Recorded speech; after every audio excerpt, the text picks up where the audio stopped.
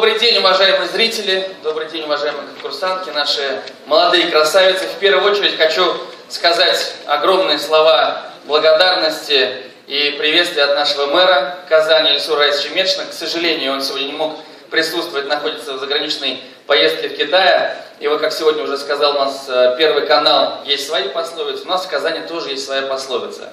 У нас есть такое слово «алга», которое переводится на русский «вперед». Но в татарском языке нет слова «назад». Если что, мы разворачиваемся и «алга». Поэтому я бы хотел пожелать нашим красавицам, независимо от того, какие вы сегодня места заняли, какие вы дипломы получили, либо подарки и награды, не думайте ни о чем, никогда не идите назад, а если что, разворачивайтесь и «алга» в Казани. Спасибо всем. Всем привет! Но в первую очередь я хочу сказать спасибо этому залу, потому что мы с вами плодотворно поработали в течение 4 часов, и все это благодаря нашим великолепным ведущим. Макс и Максим, давайте поаплодируем. Это канадский. Макс Орлов.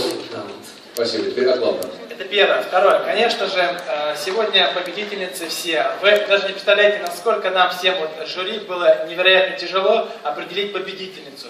Потому что настолько все красивы, настолько все талантливы, настолько все, скажем так, на своем месте. Но, увы, наша судьба такая, все-таки определить лучшую.